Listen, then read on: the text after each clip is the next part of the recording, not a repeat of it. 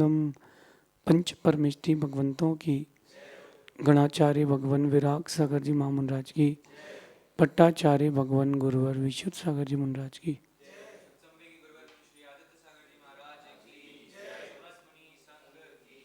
ये हम सभी अपने जीवन में सुख और गुणों की अभिवृद्धि के लिए नीति के विषयों का श्रवण कर रहे हैं।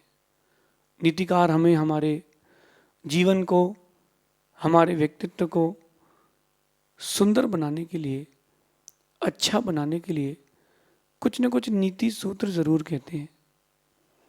समझदार व्यक्ति चीज़ों को एक बार में समझता है और जो गैर जिम्मेदार होता है वो जिंदगी को सिर्फ ऐसे ही बिता देता है। चलो ठीक है, बहुत बार जन्म लिया, बहुत बार मरण किया, एक बार और जन्म ले लेते हैं।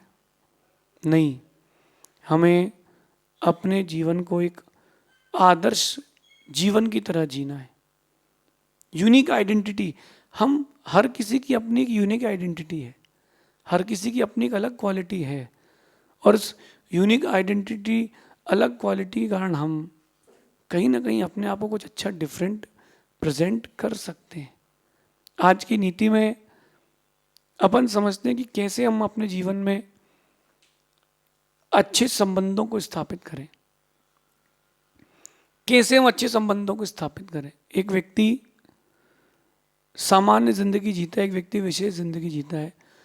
कुछ लोग ऐसे होते हैं जो जीवन के अंत तक संबंधों को निभाना जानते हैं, सहन करते हैं, फेस करते हैं, फील करते हैं, सेक्रीफाइस करते हैं, तब जाके संबंध बचते हैं।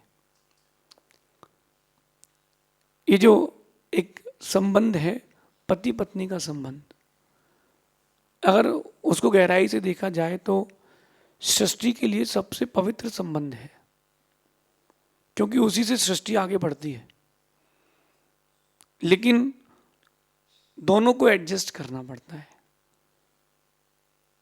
अगर किसी लेडी की अपेक्षा से एक बात कहें तो वो लड़की अपना घर छोड़ के आई है।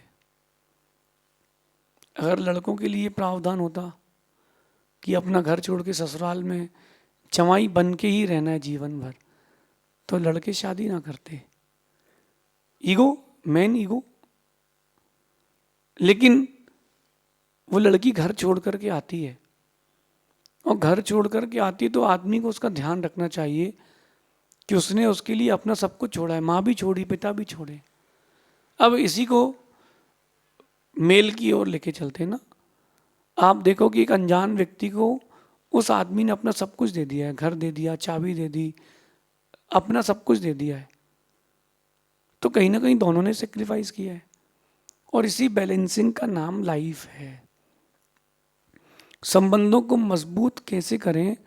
संबंधों को मजबूत करने के लिए एक दूसरे को समझें, समझाएं ना। आज हर इंसान एक दूसरे को समझाने में लगा है। तुम ऐसा नहीं करते हो, तुम वैसा नहीं करते हो, तुमको ये करना चाहिए, तुमको वो करना चाहिए। अरे एक बार आप उसका नेचर भी तो समझो। हर माँ अपने बच्चे से एक अपेक्षा रखती है कि मेरा बेटा ये पढ़ जाए, वो कर जाए। अरे उस बच्चे को भी तो समझो कि उसका इंटरेस्ट ऑफ फील्ड क्या है। मैं मानता हूं कि बच्चों को उनके भविष्य के बारे में ज़्यादा चिंता नहीं है या पता नहीं है, लेकिन आपको तो पता है ना कि वो क्या कर सकता है। उसको समझो, उसका इंटरेस्ट ऑफ फील्ड क्या है। लास्ट मंथ मेरे पास एक पिता आया अपने बेटे को लेकर के, बोले आपसे एक सलाह लेने आया हूं, मैं इसकी स्कूलिंग बंद कर रहा हूं। मैंने कहा स्कूलिंग बंद कर रहे हो? बोले आपके प्रवचन सुन के ही कर रहा हूं। मैंने पूछा कि क्या? बोले हम इसको स्कूल में नहीं पढ़ाएंगे, इसकी माँ ट्यूशन पढ़ाती है, टीचर है, हम इसको घर में ही पढ़ाएंगे।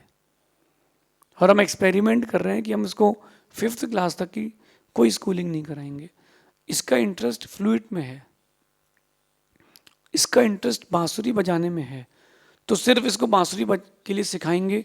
इंडिया के नहीं, वर्ल्ड के टॉप जो बेस्ट हैं फ्लूइट बजाने वाले, उनसे इसकी ट्रेनिंग करवाएंगे।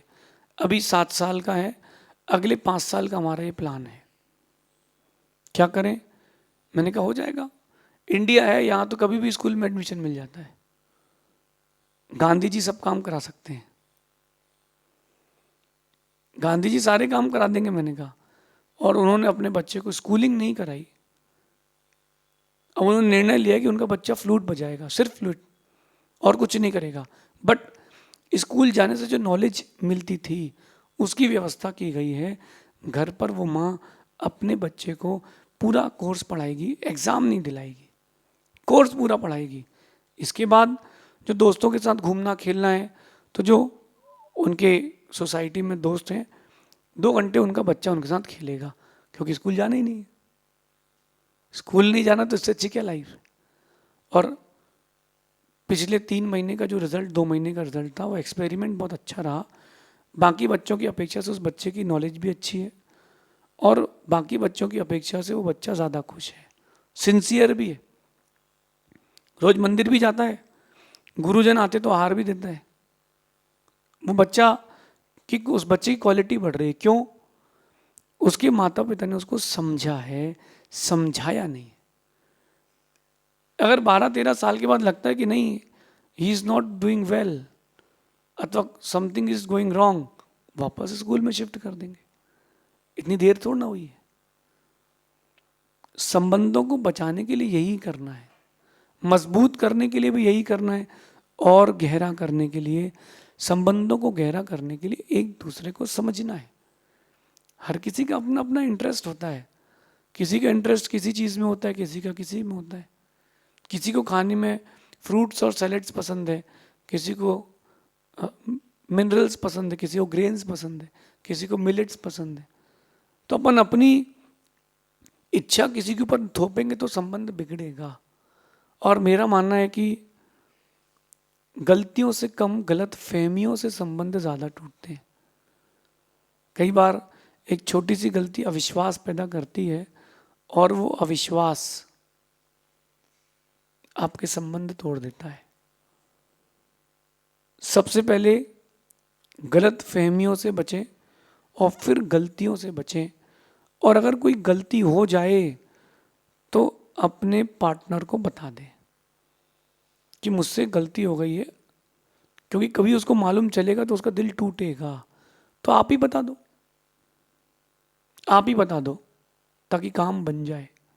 और आज की नीति में संबंधों को बचाने के उपाय बताते हुए कह रहे हैं कि गलत फहमियों से प्रीति खत्म होती है, और गलतियां स्वीकार लेने से रिश्ते मजबूत होते हैं। आप लोग रिवर्स करते हो, आप लोग गलत फहमियां पैदा करते हो तो संबंध की प्रीति खत्म होती है। जो आपका संबंध है उसकी प्रीति क्यों खत्म होती है? आप लोग गलत फहमियां पैदा कर लेते हो। अगर किसी का कोई मैसेज आपके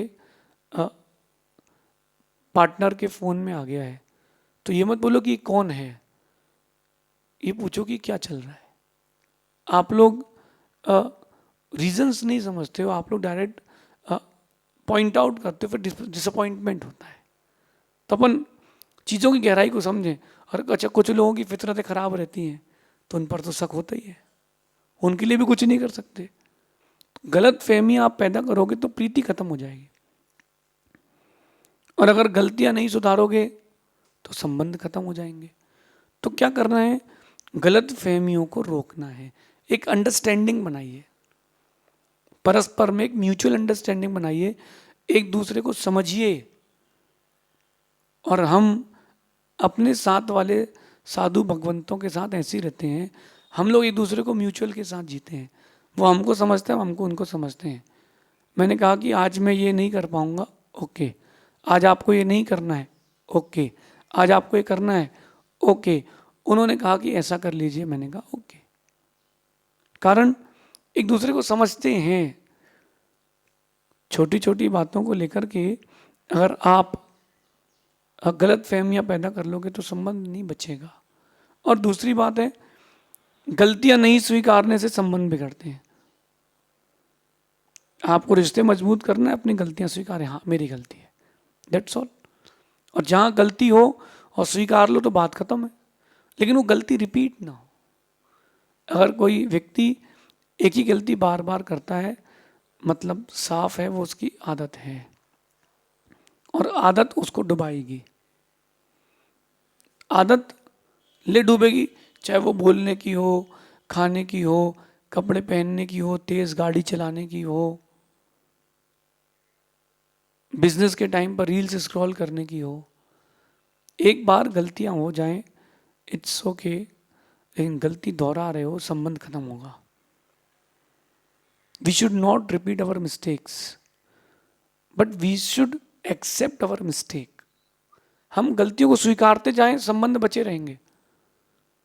अगर पत्नी ने घर में खाना बनाया और किसी कारण से उसमें कोई प्रॉब्लम है, यद्यपि बेचारे आदमियों की एक ही समस्या है कि कमाते बहुत हैं और ढंग से खाने नहीं मिलता, कोई बात नहीं, ये जिंदगी का किस्सा है, हिस्सा है, झेलो।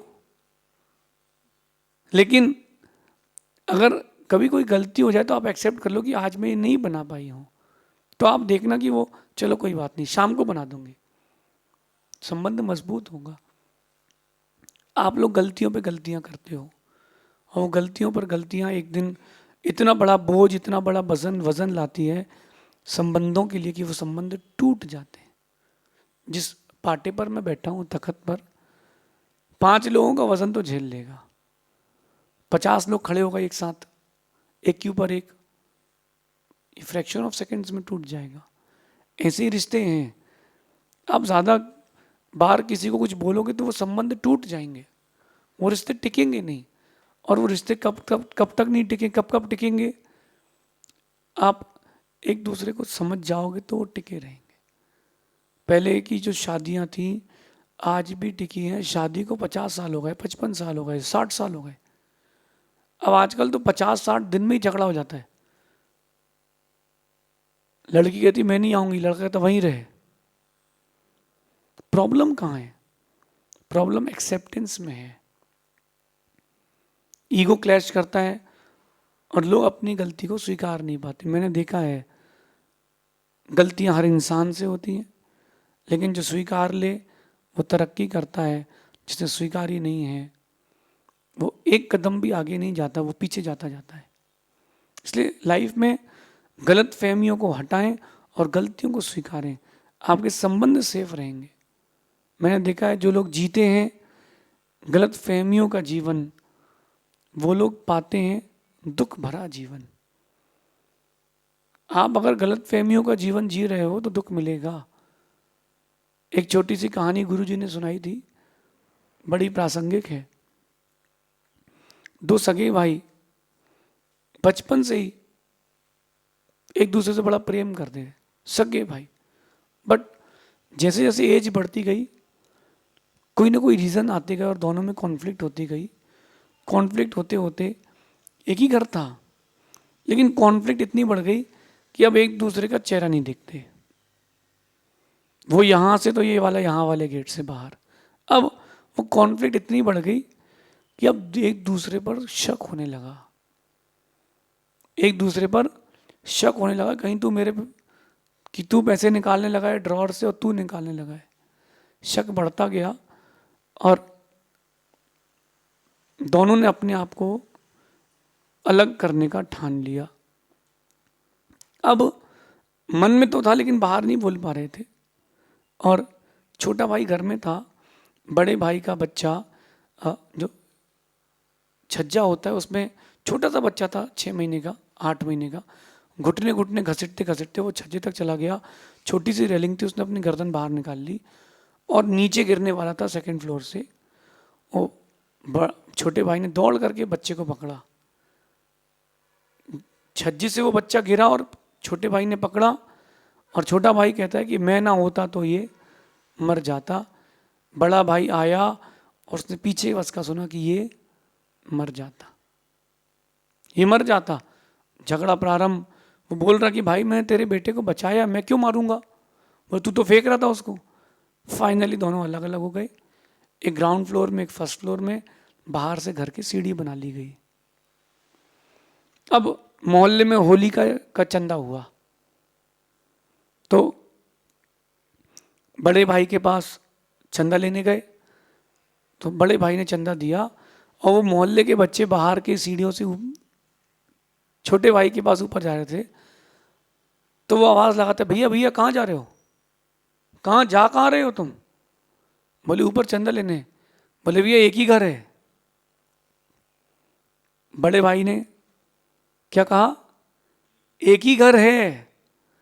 छोटे भाई ने शब्द सुना, उसका मन पिघल गया। बड़ा भाई कहता, भैया एक ही घर है, आप जाओ जाओ, एक ही घर है।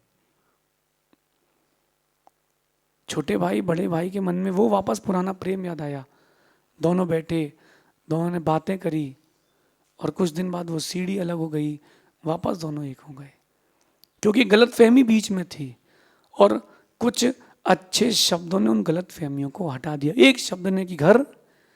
छोटा भाई सोचता है कि आज भी मेरा बड़ा भाई घर को एक ही मानता है, मैं ही अलग अलग मान रहा हूं। अगर किसी उस भाई ने पहले मुझसे कुछ कहा बचपन में तो मैंने सुना है ना, आज भी कुछ कह दिया तो सुनने में क्या जाता है, भाई ही तो है। बड़ा भाई पिता के समान है, मारने का भी अधिकारी है। वो वापस गलत फहमियां खत्म हुई, संबंध वापस एक से हो गए। कैसे? बातें करने से, शब्दों से। आप लोग शब्दों को तोड़ने के लिए प्रयोग करते हो, जोड़ने के लिए प्रयोग करो। अगर किसी से कोई गलती हो जाए तो इग्नोर भी करो, बार बार हो रही है तो उसको रोको भी और ठोको भी। अरे अपने ही तो है, रोकना टोकना और ठोकना अपने ही काम है, अपने ही तो है, पराया थोड़ना है। आप लोग सबसे पहले बातें करना बंद करते हो और बातें बढ़ जाती हैं। मैं तो कहता हूं कि जीते जी बातें कर लिया करो आपस में, जीते जी बातें कर लिया करो आपस में। मरने के बाद कंधा देने बहुत लोग आते हैं। जीते जी बातें कर लिया करो। एक दोस्त ने एक दोस्त को फोन लगाया, उसने बोला बाद में बात करता हूं। फिर फोन लगाया, बोले यार बिजी हूं। बोले देख भाई अभी बात कर ले, मरने के बाद मैं भूत बन के आऊंगा, बहुत भारी पड़ेगा, अभी बात कर लो। देखो मैं आपसे कह रहा हूं कि जिंदगी का सबसे अच्छा वही लम्हा है जब आप एक दूसरे से खुशी से बात करते हैं, और जहां बातें बंद हो जाती हैं वहां बातें बढ़ जाती हैं, संबंध टूटते हैं। दुनिया में आप देख ही रहे हो, लोग अपने अपनों से कैसे बातें कर रहे हैं, उनके लिए क्या कर रहे हैं। पिता मर गए हैं तो पैसे भेज करके संस्कार करा दिया जाता है, बच्चों के पास टाइम नहीं है, क्योंकि बीच में बातें खत्म हो गई थी। हम इस नीति को जीवन में उतारें, अपने संबंधों को मजबूत करें, कागज़ की रस्सी की तरह नहीं, लोहे की रस्सी की तरह। और वो तब मजबूत होगा जब उसमें बातों के टांके लगेंगे। एक दूसरे से बात करें, गलत फहमियों को छोड़ें, गलतियों को स्वीकारें, एक दिन आप अपने रिश्ते को बहुत मजबूत पाएंगे। ये नीति आपके जीवन में आपके आने वाले कल के लिए एक स्वर्णिम दिव्य सूर्योदय लाएगी, ऐसा समझिए। शेष आगे देखेंगे। भगवान महावीर स्वामी की